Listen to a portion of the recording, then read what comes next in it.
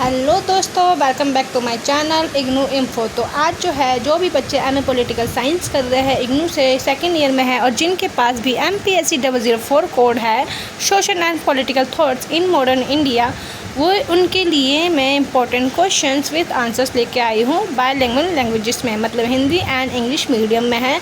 और अगर आप MPSC के स्टूडेंट हैं, अगर आप हिंदी मीडियम के हैं या आप इंग्लिश मीडियम के हैं, जिस भी मीडियम के स्टूडेंट हैं, आप सही वीडियो पे आए, ठीक है। तो इससे पहले भी मैं एक पार्ट अपलोड कर चुकी हूँ जिसमें मैंने एक क्वेश्चन करवाया है और एक और वीडियो था, वो लॉन्ग वीडियो है जिसमें मैंने 5 क्वेश्चन करवाए हैं और ये शॉर्ट वीडियो होने वाला है जिसमें मैं आपको 2 क्वेश्चन करवाऊँगी।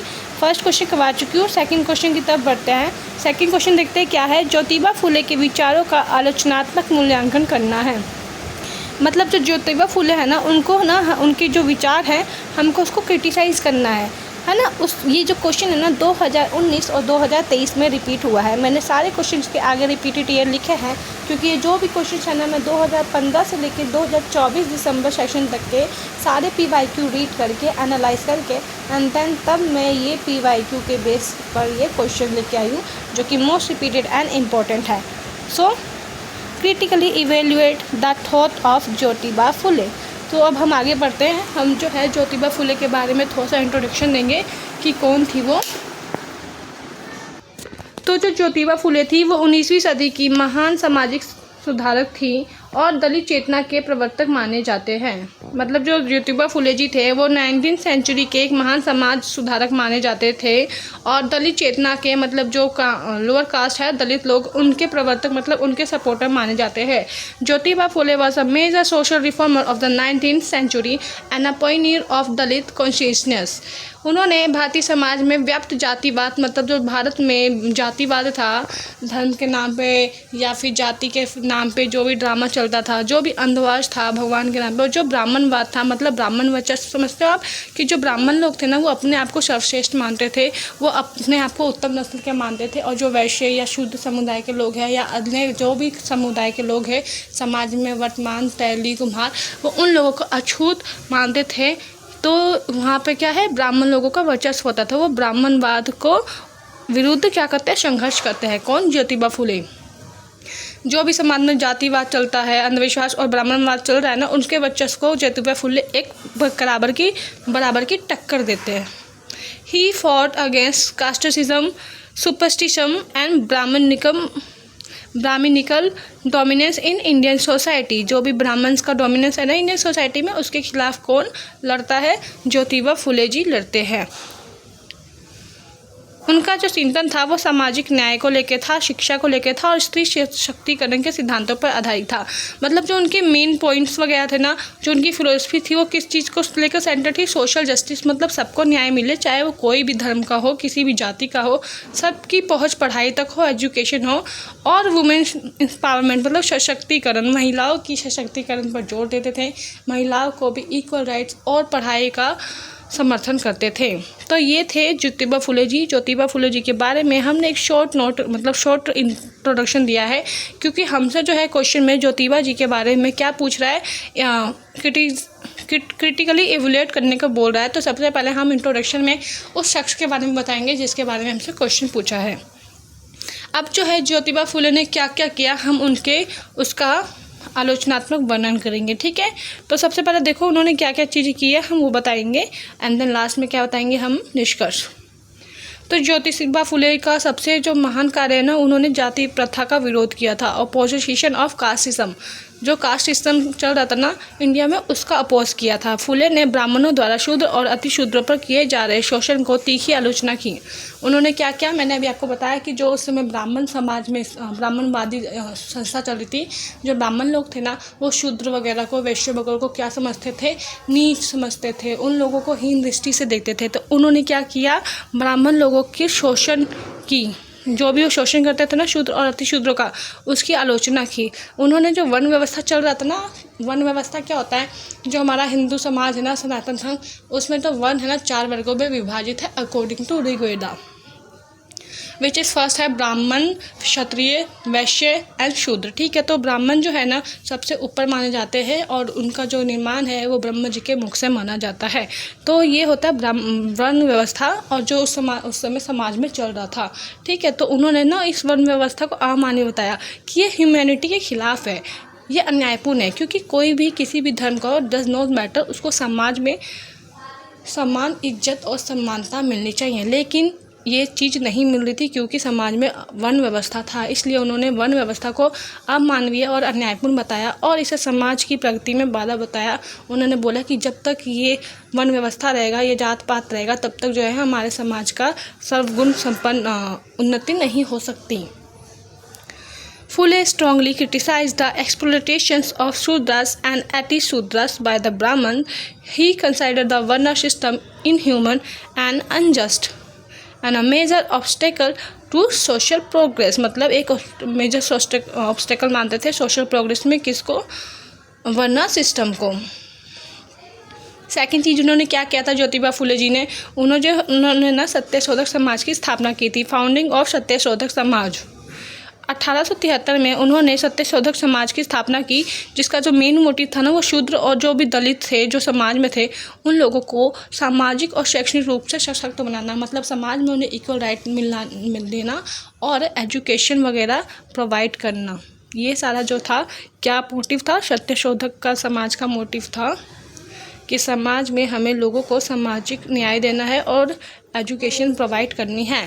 इस संस्था ने क्या किया, जो समाज में लोगों को क्या किया, सामाजिक समानता और आत्मसम्मान दिलाने का प्रचार किया। ये संस्था आत्मसम्मान के लिए मेन जो इसका मोटिव था कि हर जो भी दलित वगैरह था सबको आत्मसम्मान मिले, सबको शिक्षा मिले। In 1873 Phule founded the Satyashodhak Samaj to empower the Shudras and Dalit educationally. जो ये सत्यशोधक समाज था ये एम्पावरमेंट करना चाहता था, किसका? शूद्र और दलित को एजुकेशनली और सोसाइटी। कैसे? Educationally and socially. The society promoted social equality and self respect. And the next चीज़ क्या किया था ज्योतिबा फुले जी ने, उन्होंने किया था स्त्री शिक्षा को बढ़ावा दिया था और स्त्री मुक्ति को, वुमेन्स एजुकेशन एंड इमेंसिपेशन। मतलब जो फूले जी थे ना उन्होंने स्त्री शिक्षा को सामाजिक क्रांति का आधार माना।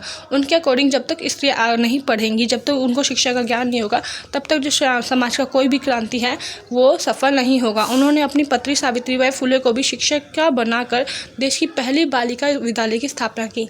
और वो जो है सिर्फ ऐसे ही नहीं बोलते थे कि हमें महिलाओं को पढ़ाना चाहिए, महिलाओं को सशक्तिकरण की तरफ धकेलना चाहिए, नहीं, उन्होंने इस बात को प्रूव भी किया। उन्होंने अपनी खुद की पत्नी सावित्रीबाई फुले को पढ़ाया लिखाया और एक शिक्षिका बनाकर, टीचर बनाकर एक विद्यालय की स्थापना की जिसका नाम था बालिका विद्यालय, जो कि सिर्फ गर्ल्स के लिए था और समाज में एक प्रेरणा का स्रोत दिया। Fule considered women's education and foundation of social revolutions. Along with his wife Savitribai Phule, he established India's first girls' school, making a historic step in women's empowerment. Then उन्होंने क्या किया फुले जी ने, उन्होंने क्या किया, धार्मिक पाखंड और ब्राह्मणवाद का खंडन किया। Critique of religious orthodoxy and Brahmanism. जो समाज में ब्राह्मणवाद चल रहा था कि ब्राह्मण अपने आप को सर्वस्व और सबसे अच्छा मानते थे और बाकी धर्मों को अछूत मानते थे, पापी मानते थे, और जो धार्मिक पाखंड चल रहा था ना धर्म के नाम पर, उन सारी चीज़ों को क्या किया, उन्होंने खंडन किया। फुले ने धार्मिक ग्रंथों द्वारा स्थापित ब्राह्मणवादी वर्चस्व को खारिज किया।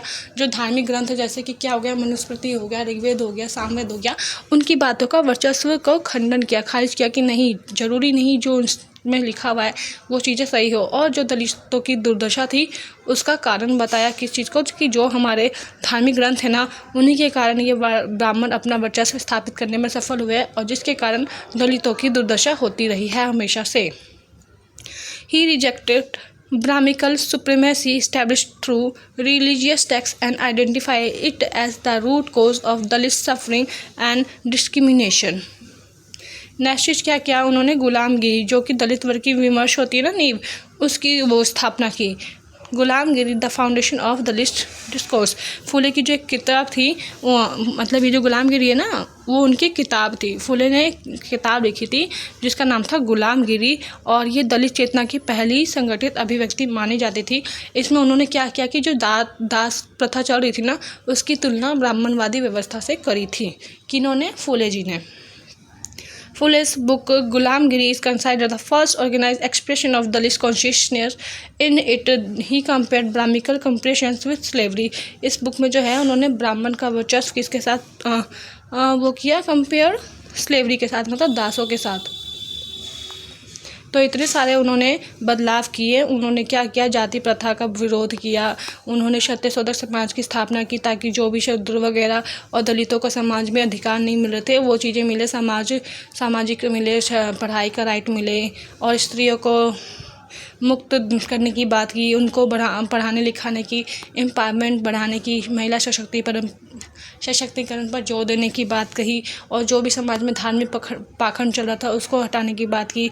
जो ब्राह्मणवाद का वर्चस्व था उसका खंडन किया और गुलामगिरी किताब में उन्होंने एक दलित मतलब दास और ब्राह्मण के बीच क्या क्या डिफरेंस थे वो चीज़ें बताई, कैसे कैसे वो एक दूसरे का शोषण कर रहे थे। कौन? ब्राह्मण कर रहे थे दास का। तो अब हम निष्कर्ष में बताएंगे कि जो ज्योतिबा जी थे वो उन्हें फुले का भारतीय चिंतन समाज का निम्न वर्गीय तबके के लिए सामाजिक क्रांति का शंखनाद थे। मतलब जो निम्न वर्ग के लोग थे, दमित लोग, दलित वगैरह या दबे कुचले, उन लोगों के लिए सामाजिक क्रांति का शंखनाद ज्योतिबा जी ने किया था। उन्होंने शोषण पर आधारित समाज को चुनौती दी और समतामूलक मतलब ऐसे सोसाइटी की स्थापना करने की बात की जो कि जहाँ पर सबको इक्वल राइट्स हो और उनका कार्य आज भी दलित आंदोलन की प्रेरणा बनता है। Fule's ideas marked the beginning of social revolution for the oppressed classes of Indian society. He challenged the exploitative order and envisioned an equalitarian society. His legacies continue to inspire the Dalit movement even today. तो ये था second question. First question जो है आप मेरी video पर जाके देख लीजिएगा और अगर आपको ये चैप्टर ये क्वेश्चन अच्छा लगा हो या मेरे पढ़ाने का क्या तरीका अच्छा लगा हो तो आप मेरे चैनल को सब्सक्राइब करिएगा और एक लाइक ज़रूर करके अपना फीडबैक ज़रूर दीजिएगा कि मेरी वीडियोस कैसी लगी। बाकी आज के लिए थैंक यू सो मच।